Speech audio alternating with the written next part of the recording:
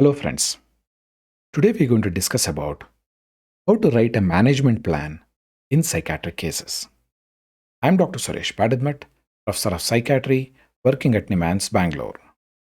Before I start my presentation, I would like to place this disclaimer. This presentation is for academic and training purpose only.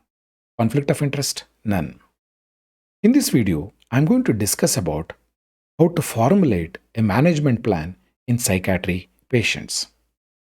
Basically, you have seen a case, you have done the detailed evaluation. Now, the question is how to plan the management, that is, the treatment in psychiatry. And this video is targeted to psychiatry, junior residents, clinical psychologists, and psychiatric social work.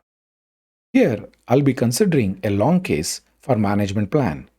How do we write this management plan once you have seen the case? Once after doing a detailed evaluation, to know about detailed evaluation, please do visit my YouTube channel and learn about detailed evaluation.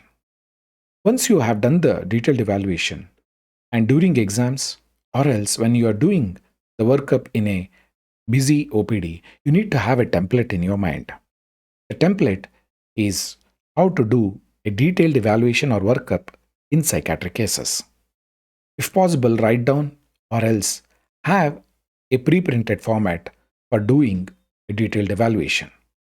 And if you want to learn about this, please write it down and paste the template in place where you spend most of the time. Especially when you're watching the television, when the advertisement come, you can see this template which is pasted next to the television. So that this template becomes a schema which whenever you do the detailed evaluation, and then you can plan management. So, to plan for this management, you should have this template, and also there should be a template for writing down the management also. But however, before we move further, the management starts with a good diagnostic formulation. What do you mean by formulation?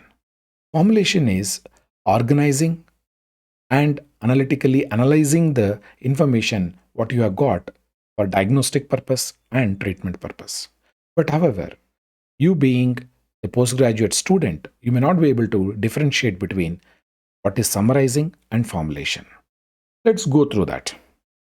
Summarizing a case is basically you write down all the detailed information which you have done the detailed workup in a brief manner, just like discharge summary. Here, you will be reinstating the fact in a brief. Basically, this summarization is done or summary of the case is done so that it is useful to convey this information to the other treating members. And for follow-up, it becomes very essential to go through this summary and then they can understand the case. Whereas formulation is different. In formulation, you'll be taking down all the technical terms to communicate for the other treatment provider.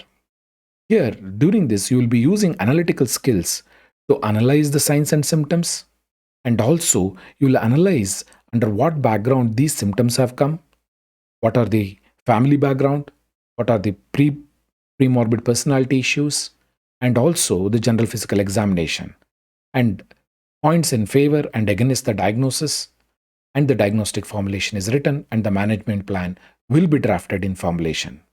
That means formulation is basically giving information about what you think about the case. That is formulation.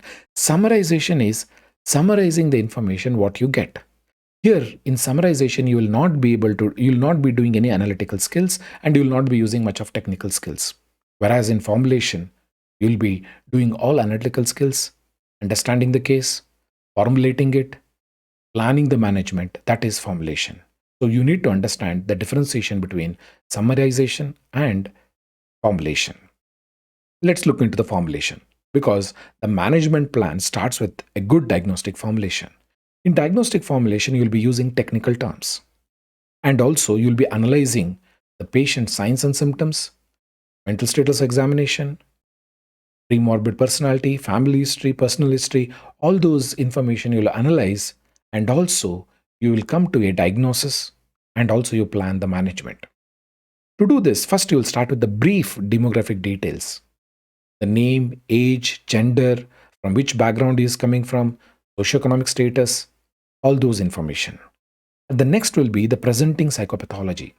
Here will be mentioning that the patient presented with the chief complaints of delusion of persecution, delusion of reference, delusion of grandiosity, feeling that the person are following him. So these kind of technical terms will be used directly in the chief complaints.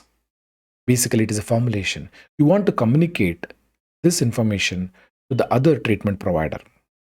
And also you'll talk about the onset, duration, precipitating factor, and course of the illness.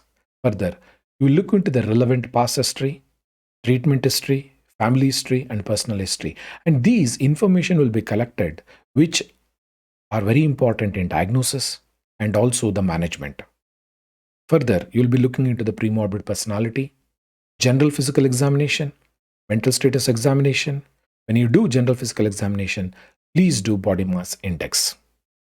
Further, you will be doing differential diagnosis. If you're able to come to a single diagnosis, it's well and good.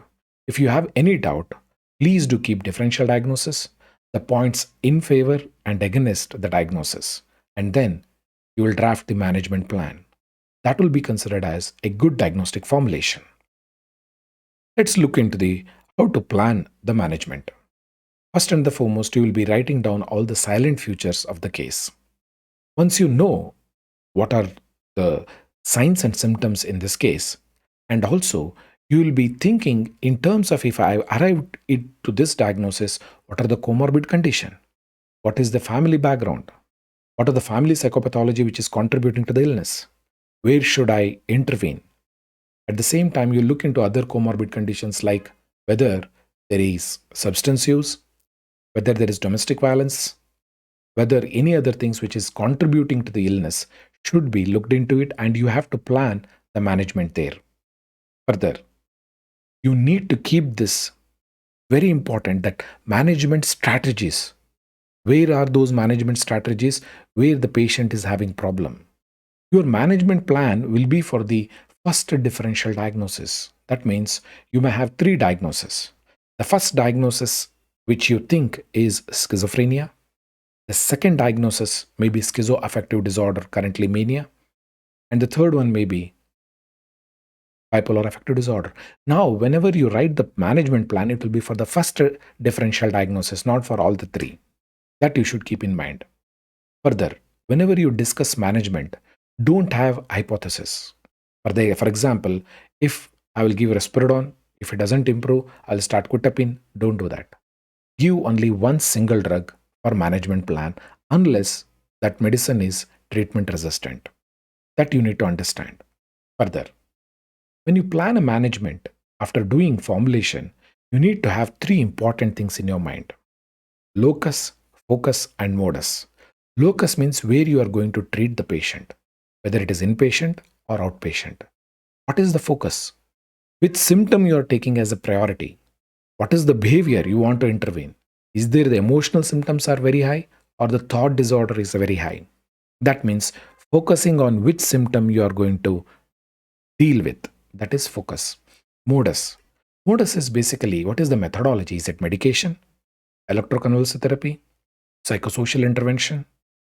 Whereas at the modus also, whether what will you do these kinds of treatment in acute, in maintenance, and in follow-up. So these are the various strategies you should keep in your mind, and this template should be there in your mind whenever you write the management plan. Let's move into the locus. That means where you are going to treat him. As soon as you see the case, you should decide whether I will do inpatient care or outpatient care. To decide about inpatient and outpatient care, if the patient is able to give consent and he has capacity, you can admit the patient under Section 86. And you will say that the patient had capacity and he has given consent for inpatient care. Suppose if the patient doesn't have capacity, severely ill, is highly symptomatic, violent, then you have to do capacity assessment, document it, and you will be admitting the patient in Section 89. Suppose if there is no time for immediate admission, then you can keep the patient under Section 94, that is emergency treatment. And also, you need to know whether the patient had suicidal ideas or whether the patient is having suicidal attempt recently. In such a scenario, you will be immediately admitting the patient into intensive care unit because here the patient has attempted and you need to save the life at any cost. So depending upon the locus where you are going to treat, inpatient, outpatient, rehabilitation center, in a community setting, you need to decide that. But whenever you do inpatient care, please do discuss about Mental Health Care Act of 2017, whether you are doing voluntary admission or involuntary admission. Please do read about capacity assessment. How do capacity assessment is done and what are the documentation required for capacity assessment? To know about more about the capacity assessment, please go to my YouTube channel. Further focus. In focus, in the acute condition, what will you do? During the stabilization phase, what will you do? And during the maintenance care, what will you do? So these three, based upon that, you will be considering. In acute care means as soon as the patient is admitted, you will be focusing on life-threatening symptoms such as suicidal ideas, suicidal attempt, aggressive behavior, dangerous to other, dangerous to the public or the property. Further, is unable to take care, such as in catatonia. In such a scenario, those will be the important symptoms you are going to focus. Moving to the second. Once you have dealt with the acute phase, which may last for 1 week to 2 weeks, you will be moving into stabilization phase or stabilization care. During this, you will sustain the improvement you have seen. That is, symptom control will be the primary which has been already got in the acute phase. You will continue in the stabilization. You will try to add some of the psychosocial intervention here because the person who is had acute symptom exacerbation will be now under control and will be amenable for some of the psychosocial management. Once you have done the stabilization phase, you'll move into follow-up, that is maintenance phase. Here, you'll be discussing about the occasional rehabilitation, whether the person is unmarried or married, whether there is a divorce issues at stake, pregnancy, what is the aftercare? If the family members are not there, how do we rehabilitate in the community? Those will be discussed in the maintenance phase.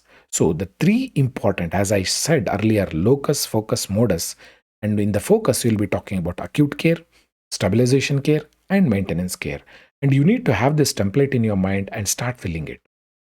Going to the modus. How will you deal the case? How will you treat the case? First and the foremost, try to explore the history. If you have a doubt, clarify the history, call the family members, call friends and other colleagues of the patient, and try to clarify those information. Whenever the patient is able to give consent, talk to him and seek consent before you contact anybody else. And once you have got the information, please do required investigation only. Don't do unnecessary investigation. Whatever required investigation, like maybe hemogram to know about the nutritional status, biochemical investigation, especially liver function test, renal function test, thyroid function test, here for depression you are seeing. So such kind of tests need to be done and they should be relevant. Irrelevant testing should not be done.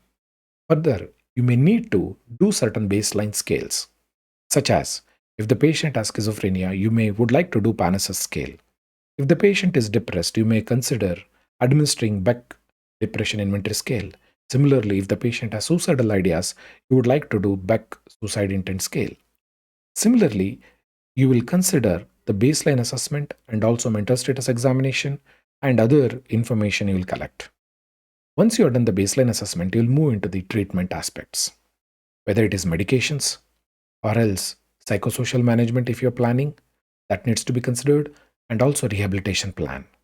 Once the rehabilitation plan is done, you need to consider how to deal with the relapse prevention strategies, and you need to consider if the patient has not written advance directives to discuss about advance directives with the patient and the family members, and follow-up management should be planned.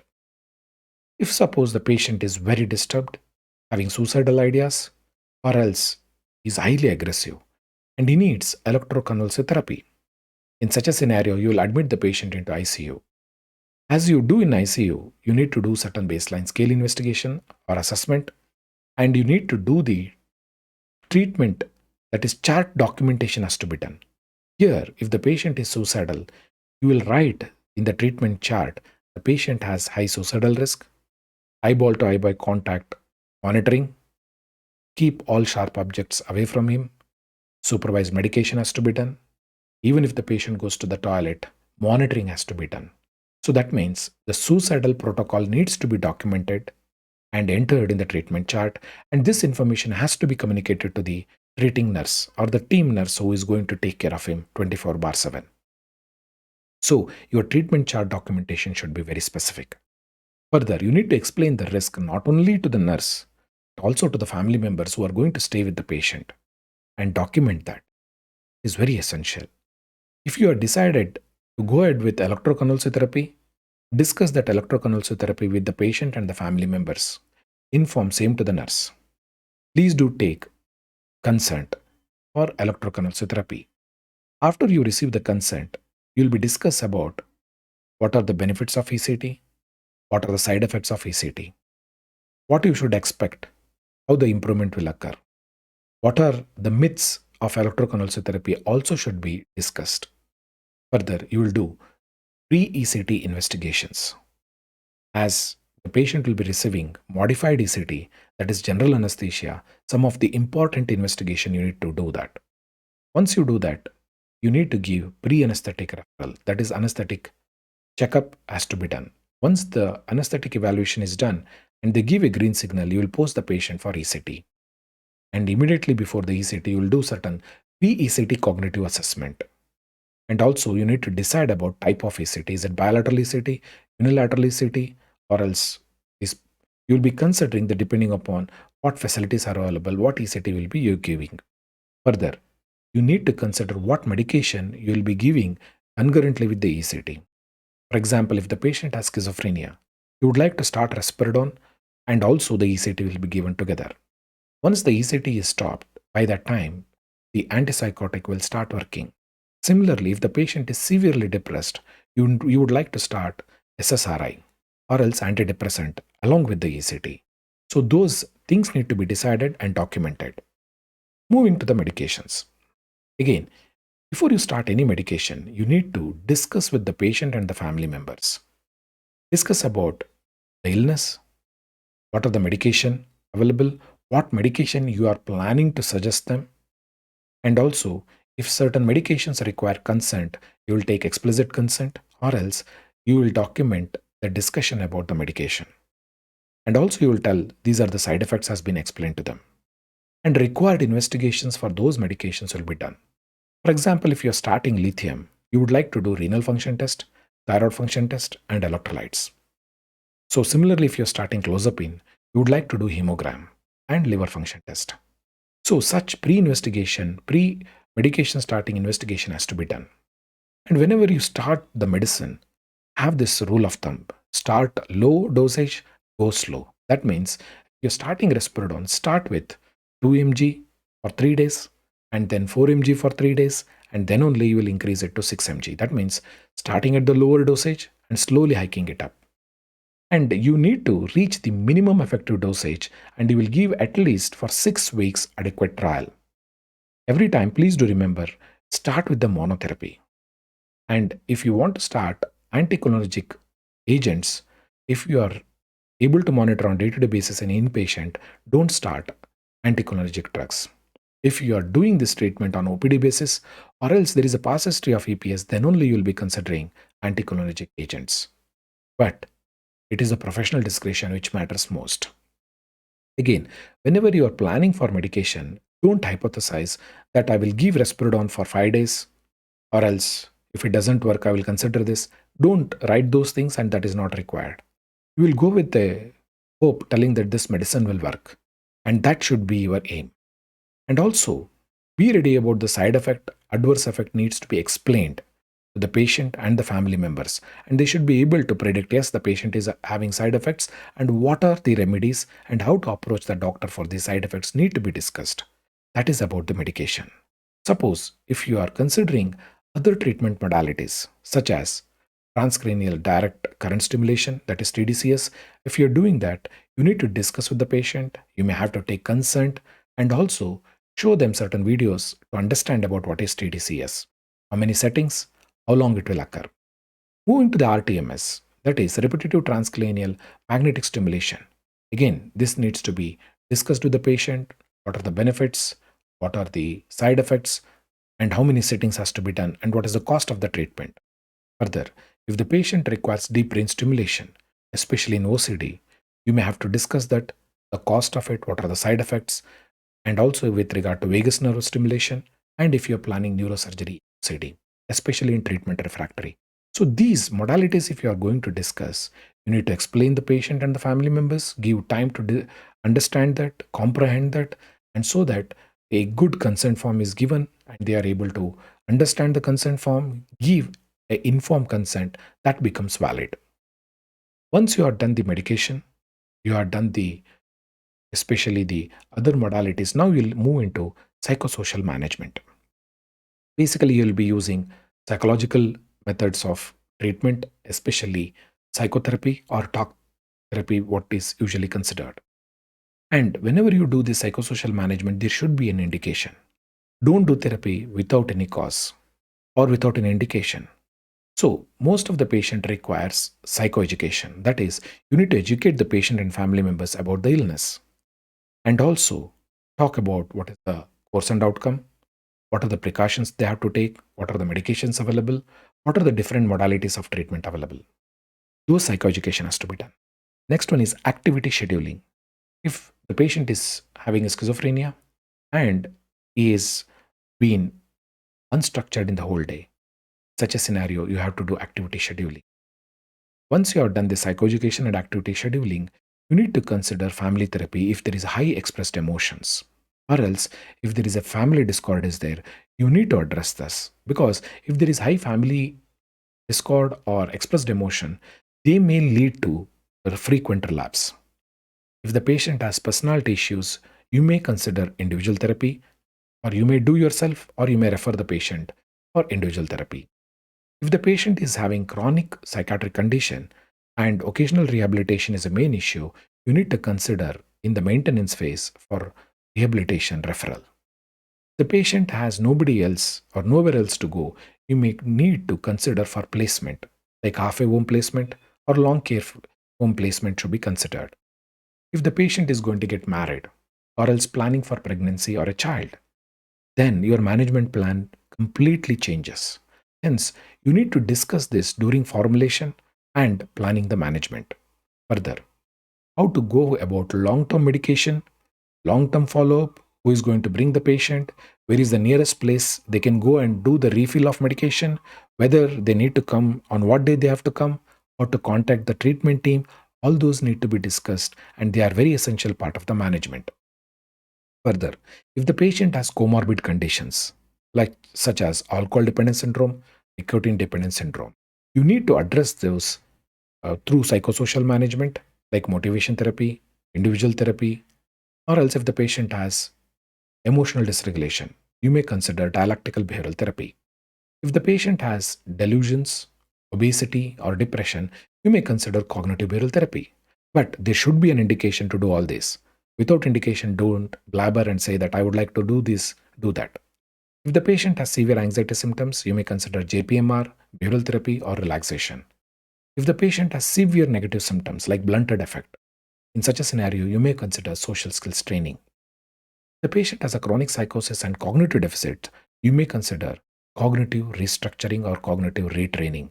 These needs to be considered as per the patient's presentation and the patient's requirement. And at the end, you need to prognosticate the case. Of course, the patient and the family members definitely will ask, what is the future? Whether he will improve or not, whether we can get him married or not, whether he will be able to go back to work or not. In such a scenario, you need to write down all the good prognostic factors, bad prognostic factors. Depending upon both, you may educate the patient and the family members what is, whether it is a good prognosis or a bad prognosis or a guarded prognosis discussed and told to the family, and also the number of years the patient need to take medication to be discussed. And these are the essential plan or management plan you need to do. Thank you very much for giving your valuable time. Stay safe.